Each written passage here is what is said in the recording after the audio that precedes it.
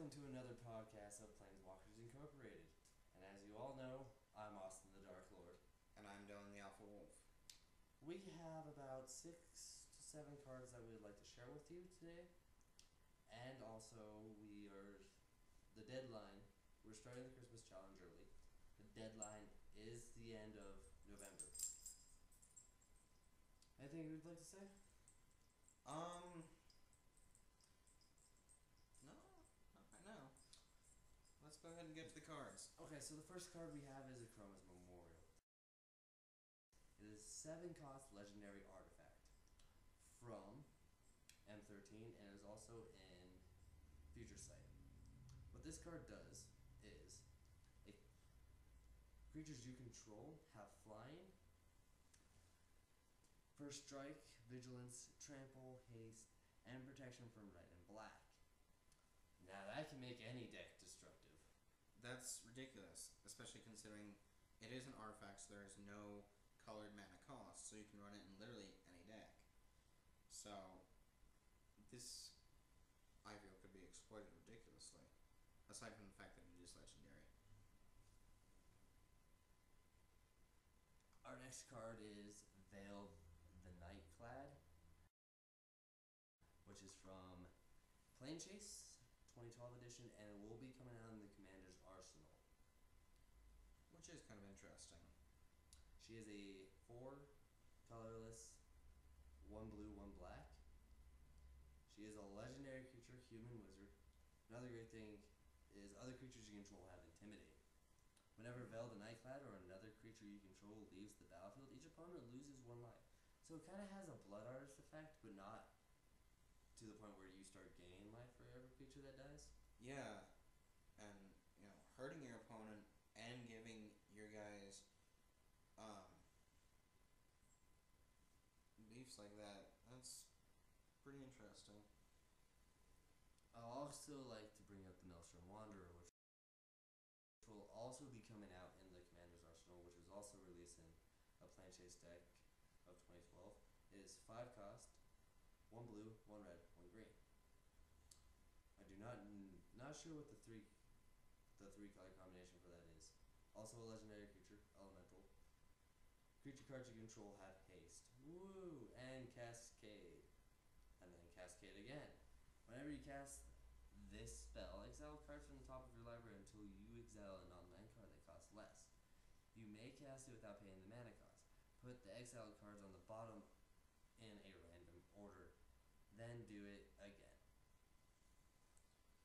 That sounds mildly annoying, honestly. Just, haste, because it is a 7/5, so that's pretty powerful. It has haste. Yes, it's a high cost, but, like I said, it has haste. And Cascade 2? I guess you could say it that way. Well, basically. They don't put it that way, but, Cascade twice. That's pretty crazy. Yeah, one of our friends, Admiral Duke, his son loves playing Cascade, and he still hasn't been able to beat it. Slivers for the win. You and your slivers, man. You just need to stick to your Izzet, okay? No. Okay.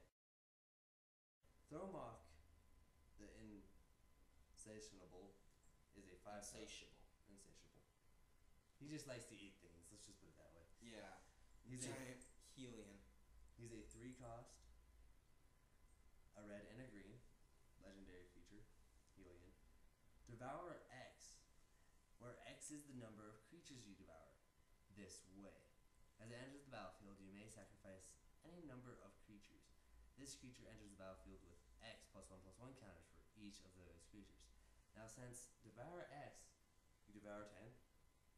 So that 10, where the X is the number of creatures you devour, so X times 10.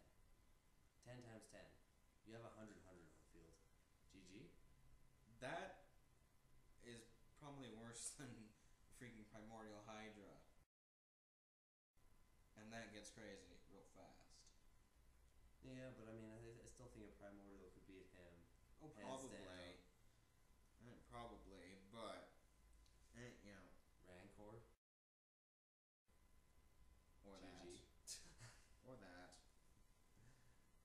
always ways around big guys like Thromok. Utrob Hellkite from RTR, Return to Ravnica. It's a 6 colorless and 2 red, which is an 8 cost creature dragon. Mythic. Whenever a dragon you control puts or controls attacks, put a 6/6 red dragon creature token with flying onto the battlefield. That is absolutely ridiculous. Every time a dragon you control attacks, you get a new one. With flying.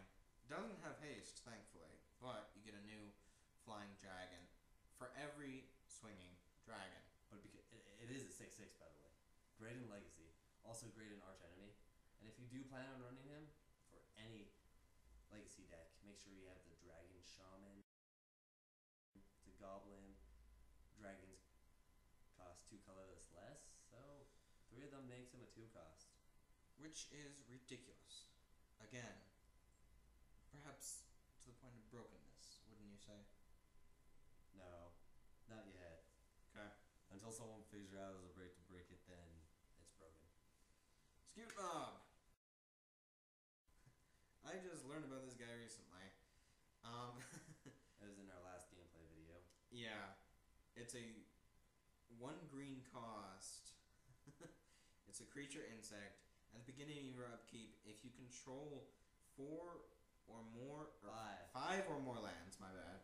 5 or more lands, put 4+1/+1 counters on Scute Mob.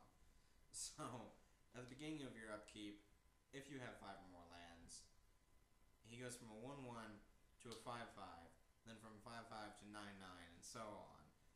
As I would like to say, no, it's better than it is Phantasmal. Only if it had flying. Now, if you have Corpse Jack from Return to Ravnica, that gets dirty. Oh yeah, that would be bad.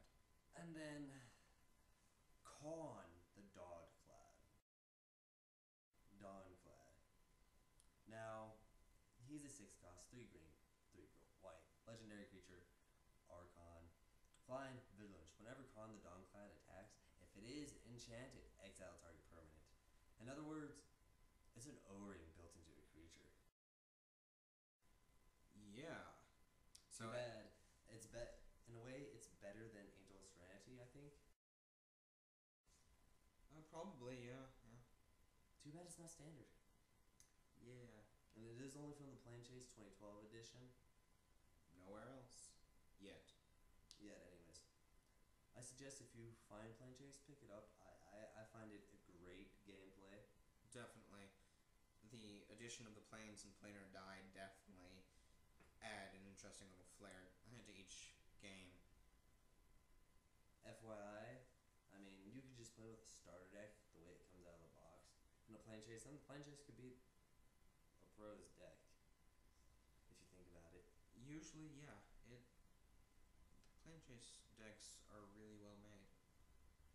Or just a starter deck that you pick up from any store. Also, yeah. If any of you know what Vanguard is, please let us know, because I am interested in trying this game format. Yeah, it does seem interesting if we can know the rules and all that.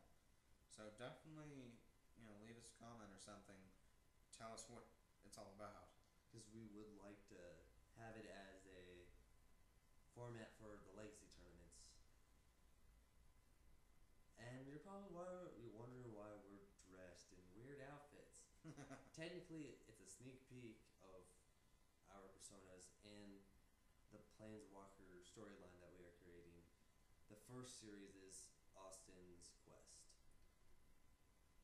We're probably going to be starting to film the first episode pretty soon. We have no idea when it will be up, but we do hope that the first episode will hook you. We're trying. And a little background about my character is that, born in Ravnica, decided to wander into the Izzet Steam mazes and made it to the end and ran into Niv Miz and decided to work his way up to the ranks to become his right-hand man.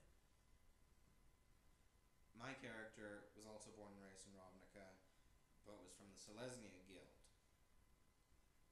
So he's all about nature, love and peace, and all that good stuff. Quite different from the Zet. But our characters did grow up together, and technically we're friends throughout the first video. I don't want to spoil anything. We will end up becoming planeswalkers from a devastating scene in the fight. And any cards that you would like us to, any cards that you guys like that you would like us to tell about, we would like to know any input, any cards that you would like us to bring up. And also, if there's a deck that you want us to look over and discuss, we can do that if you give us the deck list. We won't guarantee that it'll be in a gameplay video, but if we can make it, we'll try it out. If we have the cards as well. That's what I meant. Another problem with that is I've seen a lot of deck mechanic videos. They usually like to show the deck torn apart. So, I mean, if you'd like us to go over it, we can't really show. If we have the cards, we can't. I mean, we can talk about some of the cards in it if we know them. We can't guarantee that we could do a full deck mechanic explanation on it, but we do improve the input. And send me dragon tokens. Yes, he's looking for 6/6 red flying dragons. I highly doubt you guys have any, so it doesn't really matter. Be nice. But still, I suggest you try to pick up the Scorch the World with Dragonfire Archenemy deck and Uventrop Hellkite, which is about $2. Find it in any gaming store if they have it, and try it out. It's really nice. It is. It gets pretty crazy. We will have a gameplay video with that. I'm not sure when. And as you noticed from our last gameplay video, Scavenge will show up again against an unknown deck. So, most of the gameplay videos will involve decks, but most of them will be unknown because I have too many. yeah. So, we could probably keep these gameplay videos going for quite a long time, considering you have, what, 50 decks now? I believe 55 exactly, or 56, one of the two. And also, we're sorry about the volume. We don't know what's wrong with the camera. Yeah. Hopefully we could get it fixed before anything big.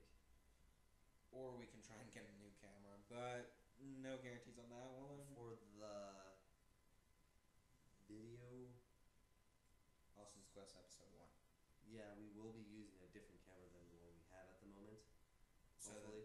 that one is as best as we can get it. Because this is going to be our major thing, making this story for you guys.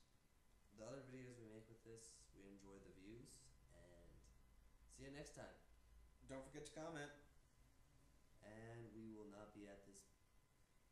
And if you do plan to send us letters, I suggest emails. You can find mine on my Facebook. You can find his on his Facebook, and that's the best way you can contact us because playing walking takes a toll on us. Yes, it does. So see you later, guys. Alright, guys.